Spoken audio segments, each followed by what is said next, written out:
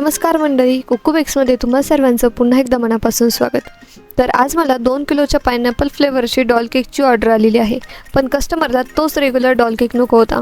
तर आजच्या व्हिडिओमध्ये मी डॉल केकची एक युनिक डिझाइन बनवलेली आहे। त्यासाठी व्हिडिओ शेवटपर्यंत नक्की बघा आणि चॅनलला सबस्क्राइब केलेलं नसेल तर लगेच खाली दिलेल्या सबस्क्राइब बटनावर क्लिक करा आणि शेजारी असलेल्या बेल आयकॉनवर पण क्लिक करा, म्हणजेच आमच्या अशाच केकच्या युनिक डिझाईन्सचे व्हिडिओ सगळ्यात आधी तुम्हाला बघायला मिळतील।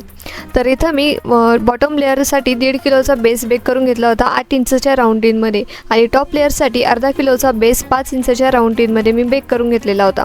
तर बॉटम लेअरचा जो 1.5 किलोचा बेस होता तो मी 2 भांड्यांमध्ये डिवाइड केला होता आणि मगच बेक केला होता, जेणेकरून त्याला हाईट छान येईल आणि त्याची जाळीसुद्धा छान पडेल। तर तुम्ही व्हिडिओमध्ये बघू शकता की याची जाळीसुद्धा खूप छान पडलेली होती। तर व्हॅनिला बेस कसा बेक करायचा बेकरी स्टाईलने त्याची व्हिडिओ मी आपल्या चॅनलवर अपलोड केलेली आहे, त्याची लिंकसुद्धा मी डिस्क्रिप्शन बॉक्समध्ये दिलेली आहे। तर केकला क्रमकोट करून सेट करून घेतलं आणि लगेचच फायनल फिनिशिंग द्यायला मी सुरुवात केलेली होती। फायनल फिनिशिंगमध्ये सुद्धा कलरची क्रीम जास्त वापरलेली नव्हती मी। तर मंडळी, इंस्टाग्रामला सुद्धा आपल्या केकचे व्हिडिओज येत असतात, त्याची लिंक मी डिस्क्रिप्शन बॉक्समध्ये दिलेली आहे, तिथे सुद्धा आपल्याला फॉलो करायला विसरू नका।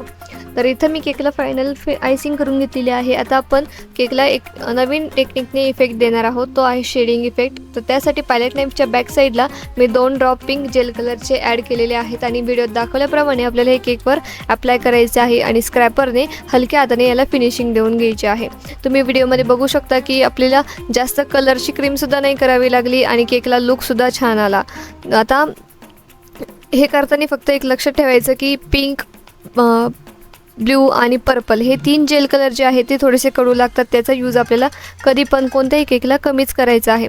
तर आता इथं मी केकला शेडिंग इफेक्ट देऊन घेतलेला आहे। त्यानंतर आपला खालचा जो बेस बोर्ड आहे गोल्डन कलरचा त्यालासुद्धा मी क्रीम अप्लाय करून घेणार आहे, याने सुद्धा केकचा लुक एकदम छान येतो। जर तुम्ही बेकरीचे केक बघत असता जे मोठे मोठे केक असतात त्यालासुद्धा ते केकच्या कलर कॉम्बिनेशननुसार बेस बोर्डला क्रीम अप्लाय करतात, त्याने केकचा लुक खूप छान येतो आणि केक अजून उठावदार दिसतो।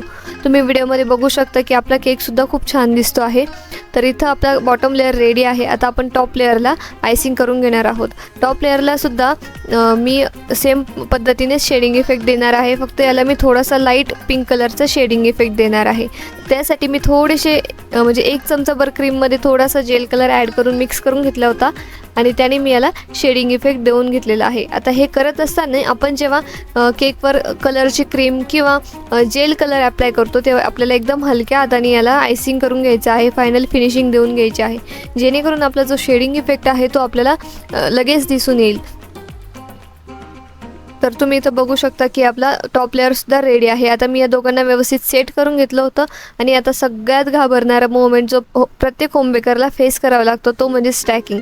तर इथं मी घाबरतच केकची स्टॅकिंग करून घेतलेली आहे। माझ्या हाताखालून किती जरी केक गेलेले असले तरी पण मला हे प्रोसेस करताना थोडीशी भीती वाटतेच। आता आपण अजून एक नवीन टेक्निक मी तुमच्यासाठी सांगणार आहे, ती पण एक शेडिंग टेक्निकच आहे, पण यामध्ये आपण डिझाईन शेडिंगमध्ये कसं करायचं ते बघणार आहोत।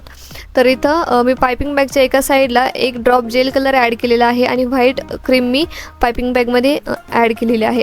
आणि इथं मी जे नोझल वापरलेला आहे त्याचा नंबर आहे नूर 11, जे आपण पेटल्स काढण्यासाठी किंवा गुलाबाचं फूल काढण्यासाठी यूज करतो, ते नोझल मी इथं डॉलच्या फ्रॉकसाठी यूज करणार आहे। तर आता आपण लास्टला डॉल डेकोरेट करून घेणार आहोत। त्यासाठी मी जी आपली डॉल केकची डॉल आहे ती टॉप लेअरमध्ये व्हिडिओत दाखवल्याप्रमाणे आपल्याला इन्सर्ट करून घ्यायची आहे। केकच्या थोडीशी कडेला मी ही डॉल इन्सर्ट केलेली आहे आणि जो थोडासा स्पेस केकचा उरलेला होता तिथं मी सगळ्यात आधी फ्रिल बनवून घेतलेली आहे। तुम्ही व्हिडिओमध्ये बघू शकता की मी कशा पद्धतीने ही डिझाईन करत आहे। सगळ्यात आधी मी टॉप लेअरला जो होता तिथं 2 फ्रिल काढून घेतल्या आणि त्यानंतर मी बॉटम लेअरपासून म्हणजे मला जिथपर्यंत फ्रॉक हवा होता तिथपासून मी वरती फ्रिल काढत गेले। आता मी डॉल केकचा टॉपसुद्धा बनवून घेतलेला आहे। तुम्ही बघू शकता की किती छान लुक आत्ताच यायला लागलेला आहे।